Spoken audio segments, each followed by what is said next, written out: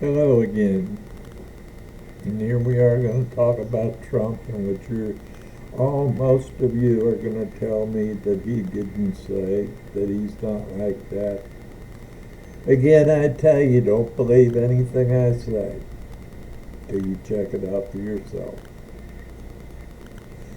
As we're contemplating a war with Iran, Trump is worried about his poll rating on Fox, ranting and raving about on his Truth Social. I want to tell you a few things that you're going to say Trump never said, which I can prove if I have to, because I'm telling you, Google it or go, excuse me, or go to the podcast where they show you the complete clips. Trump has said that the United States is stupid because we make him have to obey the Constitution. He also said in an interview, and maybe more than once, that he's not sure he has to abide with the Constitution.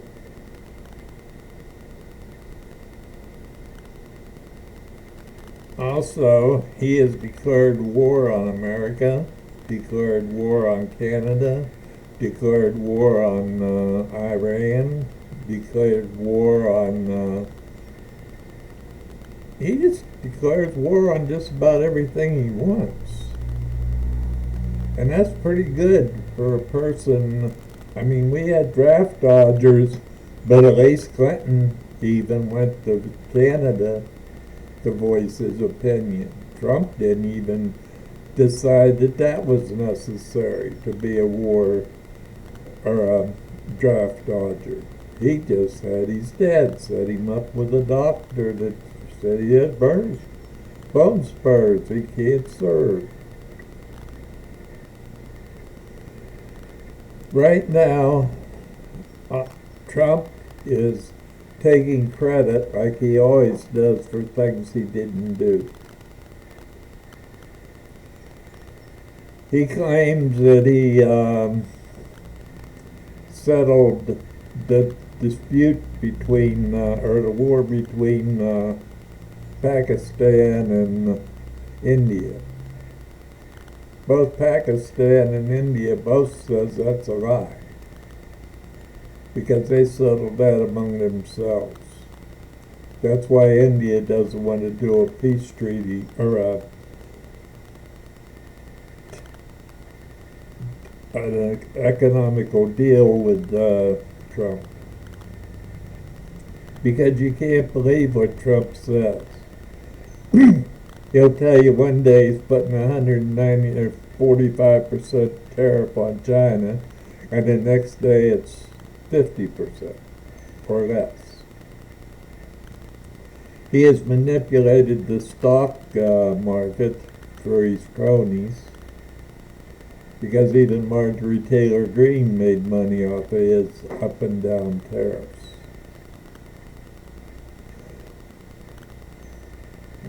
And he even said in the Oval Office about one person that, hey, they just made $2 million or so off of his off of the stock market. We have a leader who is worse than anybody that has ever been president of this United States.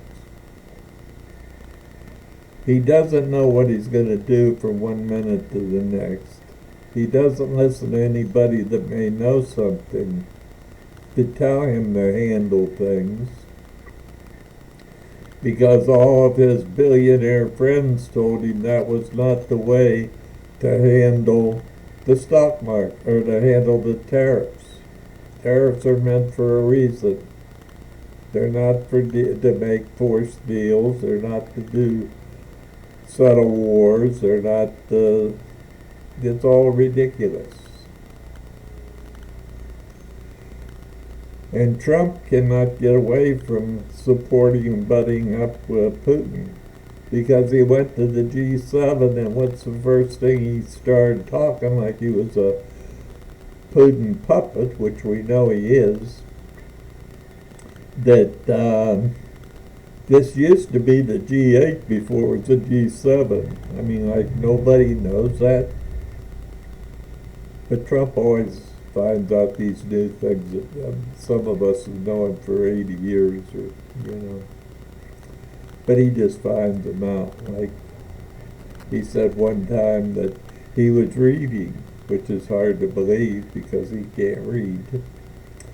But us, he read us. Oh, U.S. I mean, man, that's pretty cool.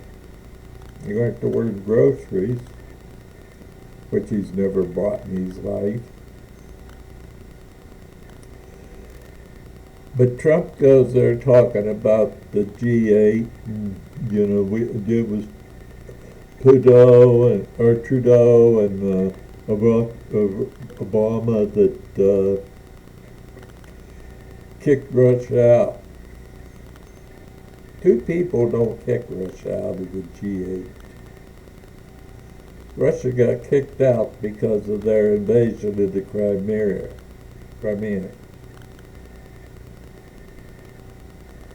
And Trump says, oh, we should get Putin and China in here. Well, the G8 or G7 may let China in, but the G7 is never going to let Putin back in. And if you notice, if you went and watched any of that before Trump chickened out and left early, which he says he had to go to the war room or situation room, he calls it, whatever.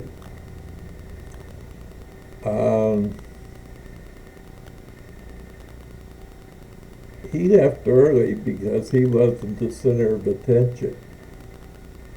He got shut down by Prime Minister Carney when he was ranting on about if he would have been president, there would have never been a war with Ukraine. If he was president, that wouldn't have happened in the Middle East of Israel trying to annihilate every other country. But yeah, Carney finally had to shut him down because he was tired of hearing it. It had nothing to do with what they were there for. That's why Trump left early, because he couldn't stand it. He was supposed to meet on Tuesday with Zelensky. He was supposed to meet on Tuesday with the leader of India. Yeah, he didn't have time for this because he couldn't be the center of attention. And you know, if Trump's not the center of attention, we're all in trouble.